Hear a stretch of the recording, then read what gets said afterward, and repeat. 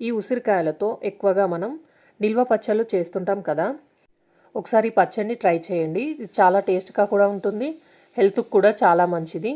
ఇప్పుడు దీన్ని ఎలా ప్రిపేర్ చేసుకోవాలో చూద్దాం. దీనికోసం ముందుగా ఇప్పుడు స్టవ్ మీద ఒక ప్యాన్ పెట్టుకొని దాంట్లో 2 టేబుల్ స్పూన్ వరకు ఆయిల్ వేసుకోవాలి.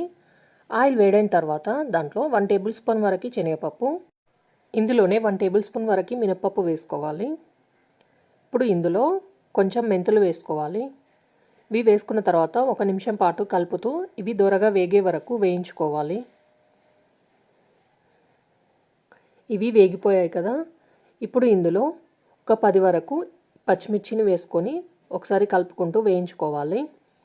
ఇందులో కొంచెం కారం ఎక్కువగానే పడుతుందండి.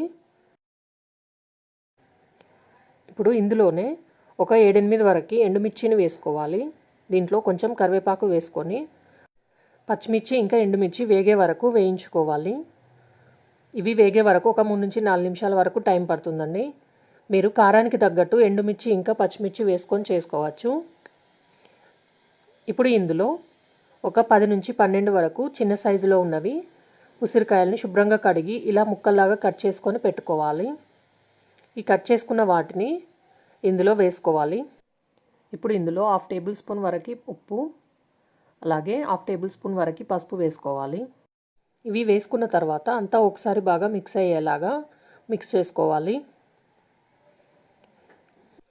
ఒకసారి మొత్తం కలుపుకున్న తర్వాత దీనిపైన మూత పెట్టేసి ఒక 8 నిమిషాల వరకు ఉసిరికాయ ముక్కల్ని ఉడకనివ్వాలి. మీరు తినే పులుపును బట్టి ఉసిరికాయలు ఎక్కువగా లేదా తక్కువగా వేసుకోవచ్చు.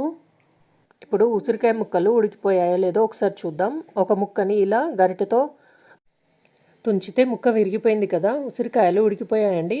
ఇప్పుడు వీటిని స్టవ్ ఆఫ్ చేసి మొత్తం చల్లారనివ్వాలి. ఇవి మొత్తం చల్లారిపోయాయండి. ఇప్పుడు వీటిని మిక్సీ జార్లోకి మొత్తం వేసుకోవాలి.